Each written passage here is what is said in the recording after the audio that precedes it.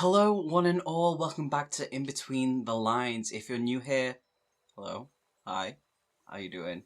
My name is Noah, and today we are here to talk about Daughter of Smoke and Bone by Laini Taylor. This is a YA fantasy book series. This is the first of three. This book was released way back in the UK in 2011. Now, it has hit the 10-year mark last year, and the reason why this came onto my radar was because of the anniversary edition that was sent out, which I could not get a hold of. Here is a picture of it, by the way. But yeah, I could not find it all. Damn you to hell! But I decided to grab whatever copy I could get, which was this one, and wow. So I'm going to kind of go into the story as much as I can, spoiler free. I don't want to ruin anything for anyone because I need people to read this. So the story revolves around this 17, nearly 18-year-old woman named Karu, who has no idea where she came from, and in some soul-like feeling who she even is. She lives in the human world and was raised by four chimera. I'm going to butcher these names, so I'm going to put them on here as well, just so people can understand where I'm coming from. We've got Twigger, Issa, Yasri, and Brimstone, who is a father figure to her. So the chimera are these demons that are part human and part animal, kind of spliced together. None of them are really the same. Some will be the same, but they're all kind of different, mostly. And what happens is basically she lives in the human world. She originally resides in Prague. I may be wrong there. No, yeah, she is Prague. So she lives in the human world, Prague. She goes to school. She's a very artistic sort of person. Very sassy and petty sometimes. And she has a best friend called Susanna, who is that sassy best friend. And that's basically the first kind of relationship we sort of see right at the start. But yeah, human world, but also there is this other place called Elsewhere, which is kind of what she's known as growing up with Brimstone and the others. And what happens is she basically uses this door that she goes to go into Elsewhere Brimstone is, which then can teleport to another part of the world, where basically she runs these errands where she collects teeth for him. Human, animal, not babies apart from one time. Just to kind of close it off, so I don't want to give too much information, these doors that she travels through, she starts to realise that there are these burning handprints on the doors that have started to appear. And just when that starts to happen, it's just a huge line of digression of fantastical sort of things, terrifying and really sad, but these things start to happen. And it affects Karu and obviously her friendships with these people who don't know anything about this other side to her, of what's really going on. We are going to do the rating system now, which we're going to go off with characters, story-wise / plot, world building, and re-readability, and kind of like a little fun factor involved in there. Character-wise, they all have their own breath, their own personality, and they don't stray from that at all, and that is beautiful, and I love that sort of things. As I always say, I'm a whore for that.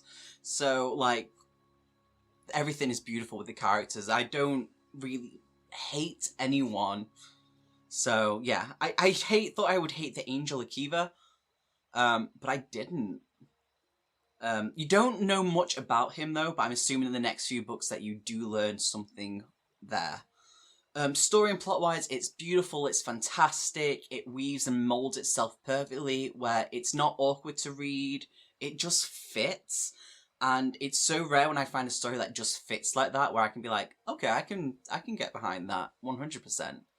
World building is amazing. Obviously, it's all these areas in the world that is real, so yeah, you can understand, you can see what they're saying, you can envision that. I mean, there's pictures, Google, you know? They mention something, you can Google it and you can find it, but it's just so well done.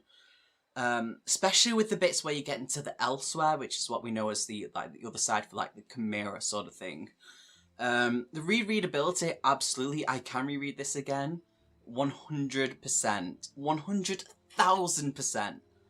The fun factor, it's got humour. There's a bit in the book where they're talking about Karu and her best friend, Zoo, that we're going to call for short, are talking about this boy that Zoo has a crush on, who is a violinist. And basically, Karu's like, why don't you go and talk to him? Zoo's like, oh, he texts, he's clearly got a girlfriend, Susanna. And Karu is like, might not be. You should message him anyway. And Zoo's response would be, what would I say? Nice fiddling, handsome man. And, like random things like that, this quirkiness, this friendship that they have, it's just, I have friends like this, so it fits perfectly. There are some sad bits in the book. Obviously, there's a bit that actually hit home with me that really, really stuck. Like, with Kara, she has this where she doesn't know, obviously, where she came from. She doesn't really know who she is, and she has this emptiness inside of that. We all kind of sort of feel anyway.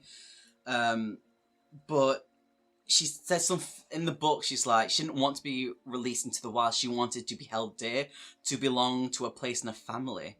And it was like, everyone has that sort of feeling. Everyone can understand that, because everyone wants that sort of feeling, A lot of people, they struggle with that. There's a bit where they're talking like butterflies in the stomach. And Karu was like, Zoo and Karu were talking about butterflies while they're talking about the sky. And Karu's like, I actually think a certain person in this killed my butterflies. I've got a stomach full of dead butterflies, and they killed them.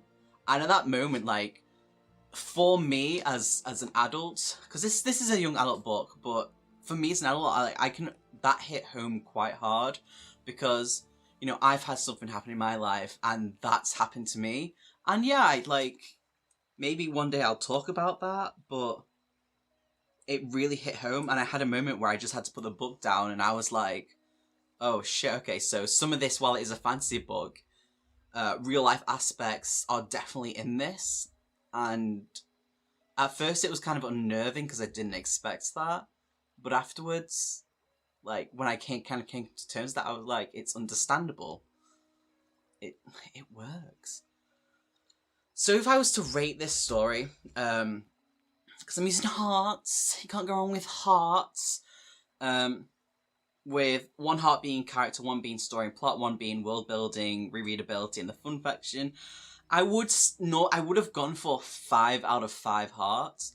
But the reason why it's 4.5 is because there's a certain part near the end of the book, I'm not going to go into it, where I literally wanted to skip past because I wanted to go back to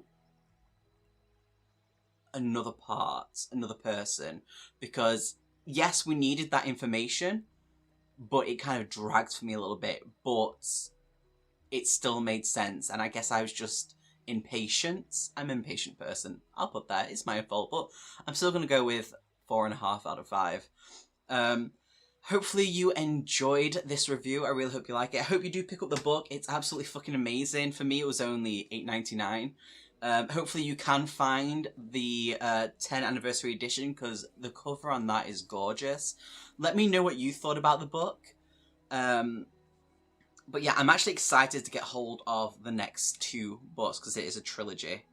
But yeah, much love. Thank you for watching and taking time for this, and we will catch you next time. Be good.